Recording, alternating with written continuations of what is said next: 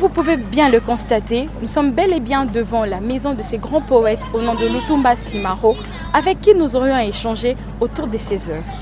Comme je l'ai dit tout à l'heure, Botes TV vous a réservé une très belle surprise, et cette surprise, c'est le poète Lutumba Simaro, avec qui nous aurions échangé autour de ses œuvres. Déjà, je m'en vais aller saluer. Bonjour Papa Lutumba Simaro, le grand poète. Bonjour. Déjà, la santé, ça va comme je vois. Je suis parmi les 70 millions d'habitants congolais. Amen. Donc Dieu fait grâce. Papa Lutumba Simaro, nous et ceux qui nous suivent un peu partout dans le monde, nous aimerions un peu savoir. Papa Lutumba, nous avons vu, vous étiez allé faire votre déposition de la guitare auprès du président de la République démocratique du Congo. On aimerait un peu savoir, Papa Lutumba a-t-il musique ou comment? Pour battre, papa. Oui, mais ce qu'on a côté la guitare et pas la président de la République, ce n'est pas la seule guitare qu'on a bêta pendant 60 ans. Okay. Mais guitare en compagnie Ngai, tu as 80 ans d'âge, 60 ans, la carrière musicale Ngai, Yangowana. Et ce qu'on même a singé le Kowana, c'est une première. Et Salamana nous au Congo, il y a eu des artistes, le grand renommé Baleka, un grand guitariste, un Franco, un Nico Kassanda. Oui. Mais, les canissons de Yakina noté. Oui. Tous allés, la musée va tomber la biso yasika. C'est ton ami d'ailleurs bientôt va inaugurer. Oui, papa. Alors, les canissons de Yakina qui d'après sa guitare Nangai. Oui. La présidente de la République et bâti en gros la musée voilà. Oui. Non, c'est aussi. Oui. Fin de carrière Nangai. Ok. 60 ans de carrière musicale. Oui, c'est pas peu, hein. Et 80 ans. Oui. Âge. Oui. Nzotopé. Et l'embi pendant le paquet bandit qu'on l'embêtait et l'embi. Oui, papa. Nalé, na Meli, na Sakani. Et comme Nzoto. Lobby, Nazaraki Kobeta guitare. Là-bas, concert de 20h à 2h du matin. Mais le long Nzoto Kogaso, c'est ça, là, il y a une énergie à les sous-souter. Oui, il y a un lobby qui est la PMI. D'accord. Merci beaucoup, papa. Vous avez accepté que dépôt la guitare au Tiki Nayope. Mais nous voulons un peu savoir que devient Banaoke parce que c'est une grande orchestre dirigée par vous, le poète Lutumba Simaro. Dites-nous un peu que devient Banaoke après que Tiki Musique. Non, mais après Simaro Banaoke,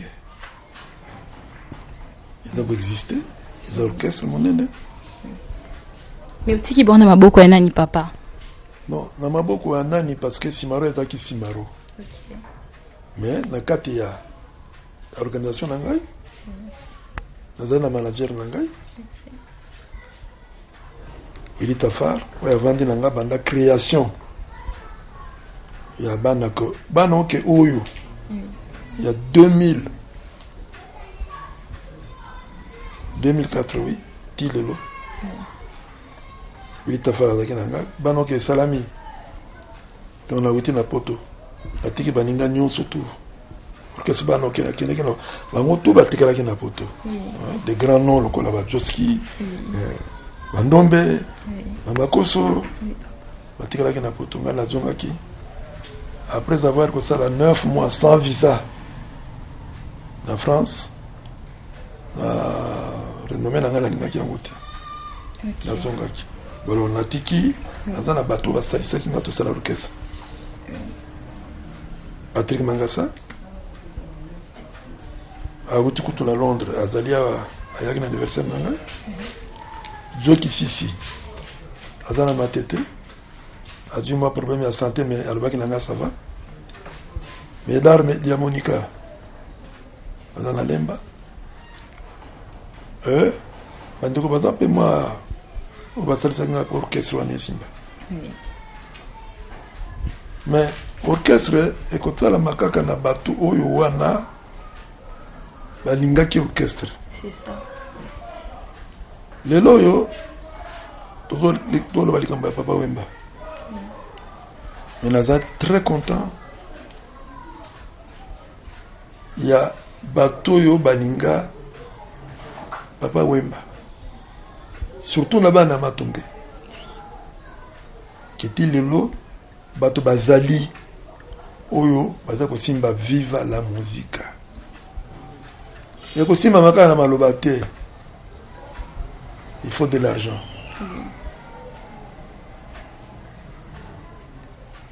Alors mbongo wana lelo kaka bato oyo wana balingi orchestre wana ezala bamisien bazali na basi bazana bana bamosusu bana ndako kufutela. C'est vrai que hier ba fanatique ba ya ba kolanda Simaro. Mais ba hier 2 ou 3 fois Simaro a bétité parce que lelo yo ki malamu te. Soye na bango ya komona vedette na bango esara bango balingaka. Lelo aye lobe dans ce cas quoi via ça malade bon na yo kayeka kana tana banganda to na ndako na ngai. Lelo balingi na senga officiellement na bato yo ba balobi ki orchestre bano ki ezali ya bango batia maboko na poche.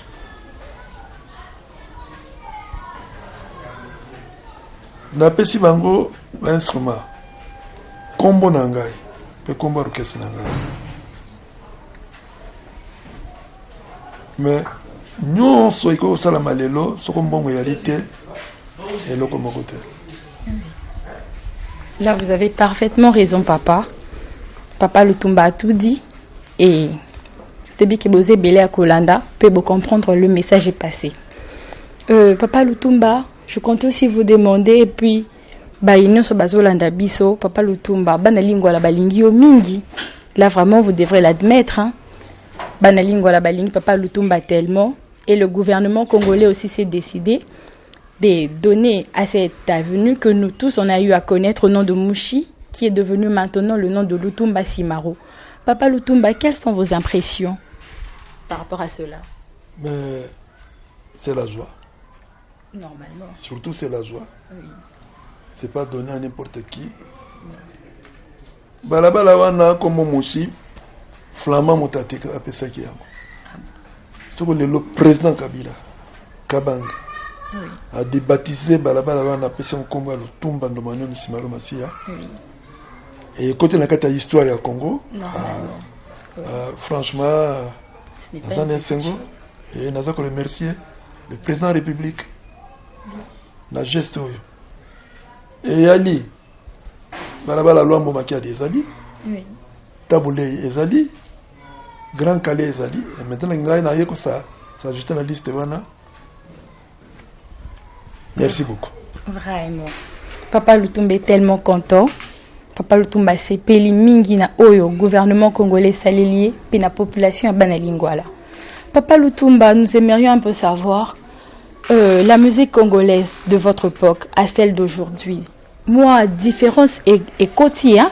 Si réellement est quotidien Papa Lutumba, nandenge yoza grand poète, puis grand musicien, grand artiste connu partout dans le monde.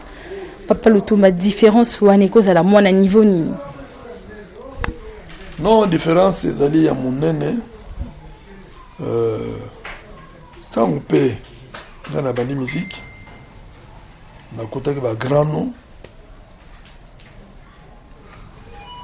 Abouane, Wendo Kolosol, Adouelenga, et même en face, Paul Okamba, Antoine Mondanda, Camille Ferrus, tout ça qu'on a bangwa. Mais moi qui les ai kola ado elenga ayemba kiboui attendez mokili ko baluka. Et c'est vrai que mokili pe baluki, mais baluki na makamu nyonso ya malamu ezalaki lobi te. Et baluki na makamu nyonso na mzembo na nga procès na yembaki na salama na 2003 na Paris. Na yemba ki ça c'est ça qui n'engage. Biso to kolaki mama zo kende na wenzo to na zando azo kende kitunga nakata kitunga kukuta mwanyama to sombo to likaku nakati ya mangombe pe nakitunga mama toza kolia mbisi moko tozobenga ngwawa la mère mbisi ya ofele permako kompani mo tozaki na ngwa bokelo ayemba yango mbisi ya ofele o mama bosiku tozolia Thompson problème ya te eza pe mbisi mais nakati kitunga okokuta Thompson mibale mandamba tomate boîte ya tomate bakati te donc mokili ebaluki wana oyandela na mutuna na yo muziki ya lobi na ya biso na ya lelo na ya bana eza très différent mais ezaka musique mais biso lobi bana babinaki à demi nuité na télévision mais leo tozomona yango nga naza na bakoko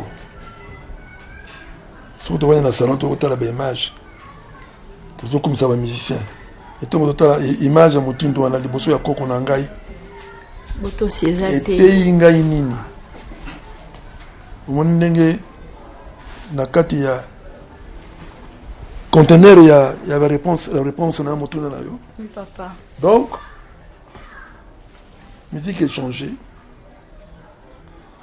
Ils ont changé na ndenge bana na bakoko balingi ndenge ezala. Mais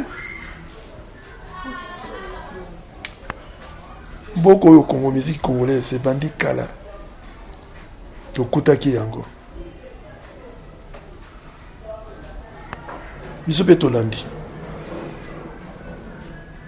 Mais là on atali tokomi kolongola identité na biso. Tokomi kolula musique ya bapaya. Bapaya lobi o balula ki ya biso. Oui.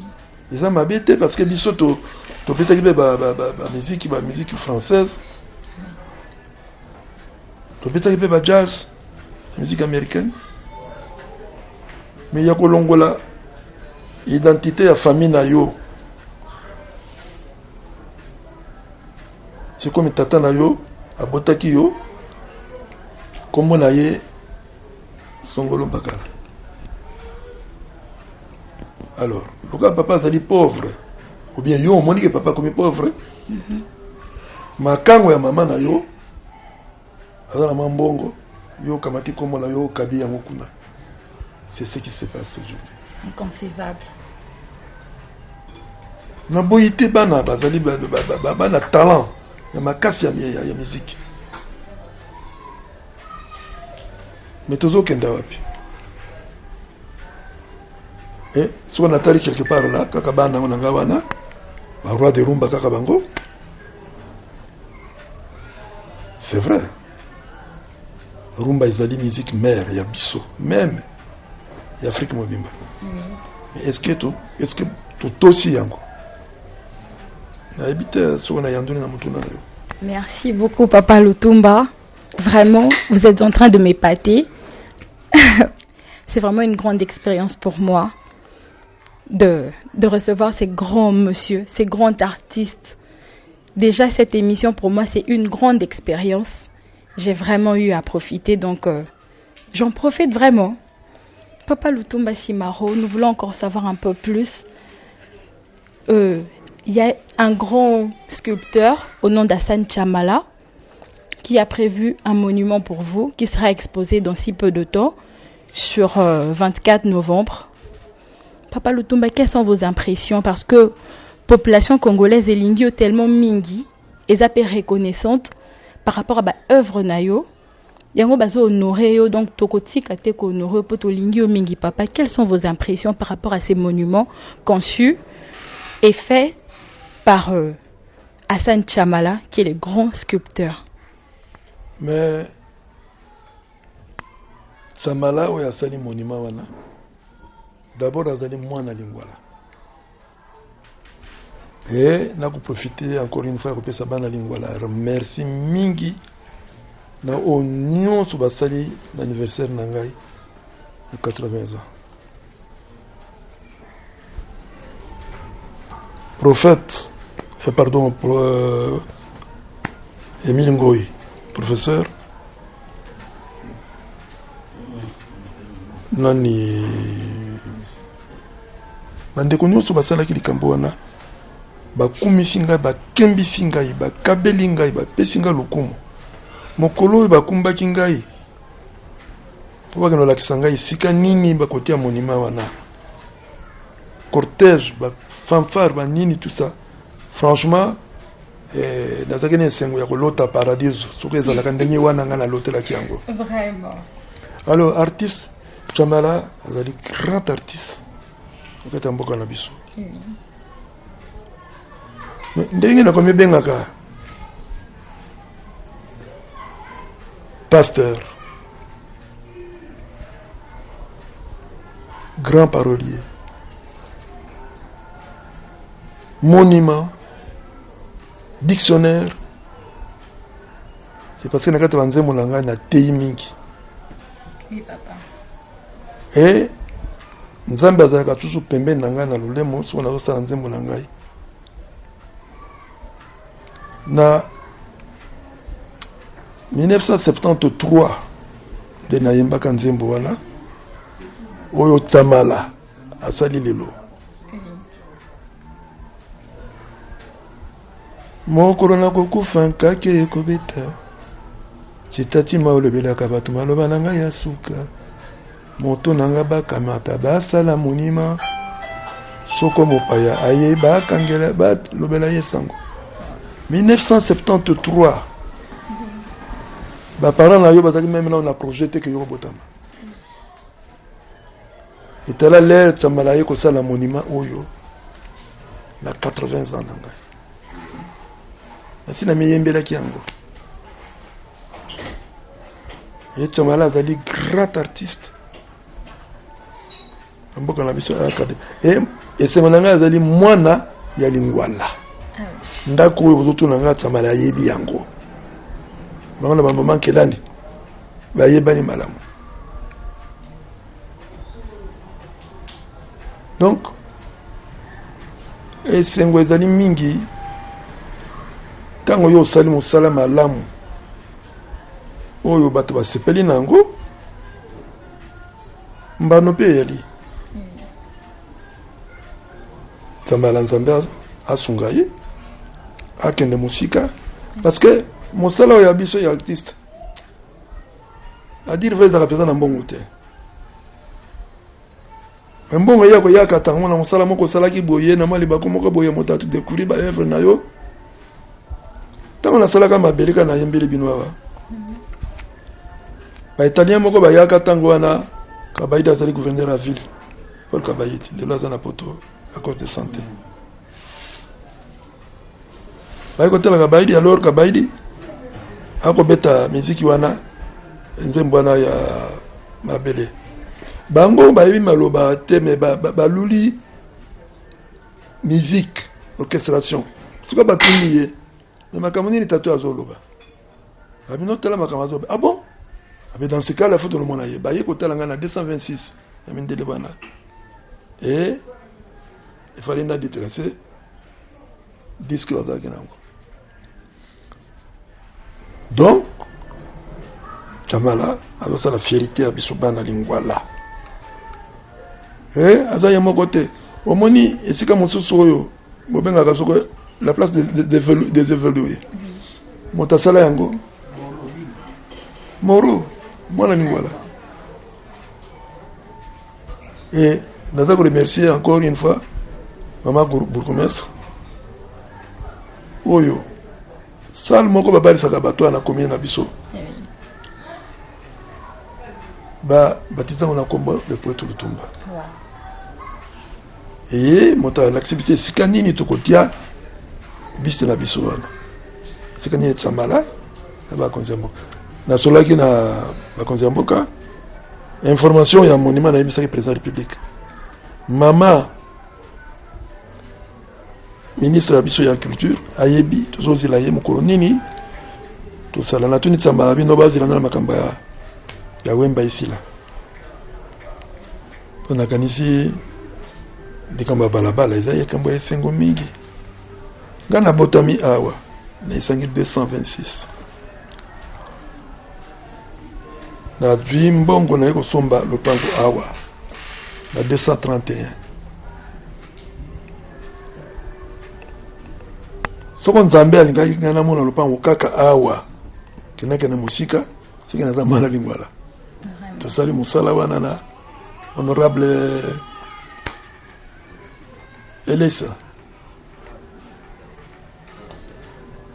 donc yema kama nzambe ona kana musika na bongo ngana matongela banani te lopango emona ni kaka awa na lingwala na kene pe musika te 226 231 Papa Lutumba mwana lingwala solo bana lingwala pe ba honorer mingi vraiment même na yoka kutu mwana na yoka ikeba na Paris kuna bana lingwala la betaki concert moko ya munene pour anniversaire ya Papa Simaro vraiment la kati na bango bana ya leki na nga lola chacun tozaki na donc jazz bazaki na kati bana lingwala basaki pe nani na Paris ya munene par même occasion na kopesa bango merci. C'est tellement gentil, Papa Lutumba Simaro, le grand poète, les grands artistes. Donc, peuple congolais, nos chers internautes, ceux qui nous suivent de partout.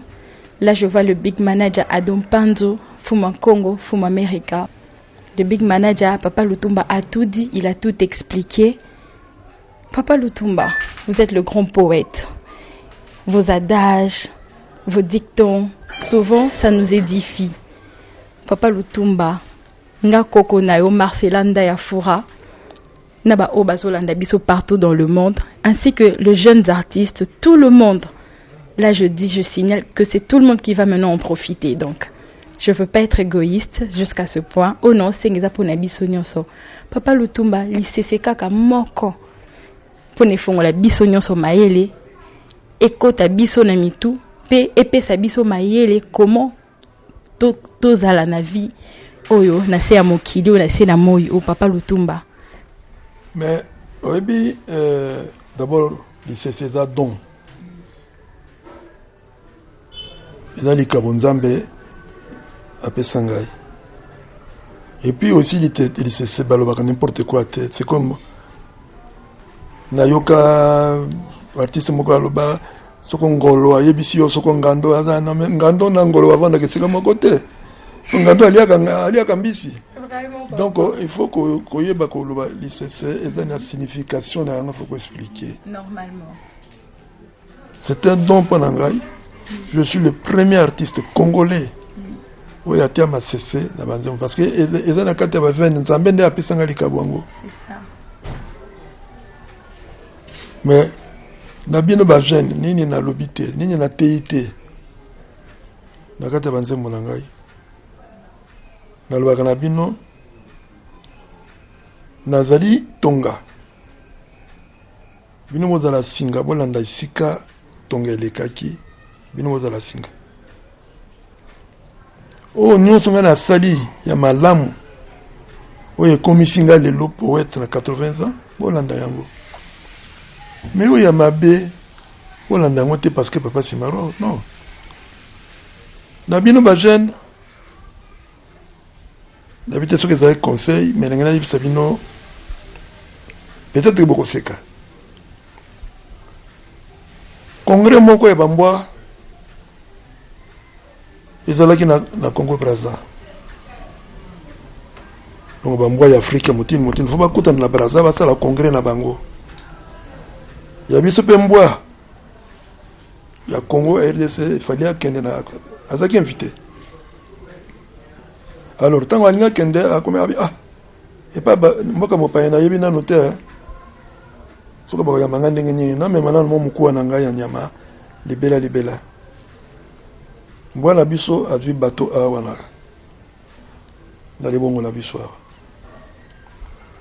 mbwana biso amati na kati ya bato bakomi na kati ya ebale atali na ebale amoni elili ya mbwa mususu na kate bale. Atali comme mai et kondisi elili ya mbwa wana, alors ya lobi o mais kama mbwa moke moke wa soko na kangi na finiye na kobotola ye mukuwa wana na ukoma na mibale. Bon, ami bwaki na mai po akanga mbwa wana ya monaki abotola ye mukuwa wana. Ke mbwa ayebi ko na jete. Tango akoyi na mai amoni mbwa wana te amoni mekuwa te mai ebomi ye. Akomi na congrès na bango na alinga ke na plaza te baninga bakomi ko na bazelie mutazaka absent na congrès wana mbwa oya biso parce que alula ki elili na ye moko akanisaki bakomi ba mibale. C'est ça la vie. C'est ça la vie. C'est trop. Nzambe apesi yo nyonso na mokili. Mais biloko nyonso ya mokili ezali ya kolia na monoko te. Mosusu tika miso alia na ye. C'est-à-dire, soki ezali poison, ekomelo miso te. Mais soki oliaki na monoko, okokufa. C'est ça la vie. Na bino bana bakoko bozolanda ngai. Nakanisi soko conseil na kopesa bino yango wana. Bolanda o nyonso papa Simaro. Eza miracle te. Nakendeki na nani moite non. Ngai moko na baite nzamba ko bomba ngati lelo. Nako sa 80 ans. Na vandi na Franco pendant 61 tili wana ye. Na lakisa ye lokoso te. Na lakisa ye te kana leki mayele. Et nazalaki na ye, et na komaki le numéro 2. Même na makambo ya famille na ye, akwa associé Simaro awa to sala ndenge nini. Donc na bino basi na mabala pona maloba nini koloba na molonga ni na yo. Parce que na kati ya maloba, na kati ya liloba okukuta kanda, na kati ya liloba okukuta koseka yeli, na kati ya liloba okukuta maua komikolela. Na koko nimbiso yango, na koko kolimbola yango. Kako vana mikro wana some na yo de osaka na mama na yo. Ah, papa Simaro. Comment mangingo fianga mama na pesi okanda. So na obi na yo ke soko omoni soko komi atongo bima na porte wana otomaka likawa na pesi $100,000. Au sepeli. Mais soko na yebishi yo ke tango ta aussi ça va motango kende ko na mama akufi obandi kolela. C'est ça la parole. La parole est du pouvoir. Donc na habite soko bana na baleki bolandi ngai mais yasala comme ça o mission Nzambe ya tinda ngai na teya na banze soko la nyala ba banze Simaro kowela ka ko bina te vana nanu yo moko yeba maloba nini Simaro ate biso na katanza maloba nini Nzambe apesaki ye pe atia na nzembo pona nzembo basala kwa kapana ngai te na ko sala nzembo ka pona ngai moko nzembo za bilei mama bongisi mesa lambi biloko ebele fete ezali moto na moto azwa moi eloko esepisa lole monaye. Alors nzembo Simaro tango na komi benga ka pasteur dictionnaire ntine yali. Je ne suis pas le seul. Nazana grand artiste. Tanga kombote parce que baninga motso ba sala zwa atanyinga te pona nini. Monsieur Olande banzembo na bango bazopesa maloba ya kitoko. Je vous en prie, Papa Lutumba. C'était un réel plaisir pour moi d'échanger avec vous. Un homme très intelligent, un homme incroyable. C'est un grand poète, un grand artiste. Donc, il n'y a rien à dire sur ça. Merci beaucoup, Papa Lutumba. Votre petite fille que je suis, Marcela Ndayafora. Je suis vraiment ravie d'échanger avec vous, car j'ai vraiment eu à profiter par rapport à ce qu'on s'est dit tout à l'heure. Merci. Bonne chance. Merci beaucoup, papa. Ça, c'est une bénédiction de Papa Lutumba. Hey, na yakobo yango. Merci beaucoup, papa. Merci beaucoup de nous avoir suivis. Je ne peux pas clore cette émission sans pour autant saluer tous ceux qui nous soutiennent de près comme de loin. Là, je vois Elliot Lumbo ainsi que Kojo Dikwiza, Bafandi Bongo na Philadelphia. Je passe aussi mes big salutations à celui que j'appelle Adon Pandu Mwana Congo Fumo America, le big manager. Papa est Botes TV, papa est www.botestv.com, le big manager Adon Pandu. Je signale et je sous-signe. Donc, je vois aussi mon coordonnateur Noël Tontou, El Momento del Periodista. Je vois aussi toute l'équipe technique. Là, je vois Denis Bouéné, je vois Shiso Tamboué, je vois aussi Roméo Bis. Roméo Bis, donc de gros bisous à toi. Je salue tous ceux qui nous suivent de partout. Je salue tous ceux qui sont en train de nous suivre partout dans le monde entier, car Botes TV, www.botestv est un site différent, comme nous le disons d'habitude.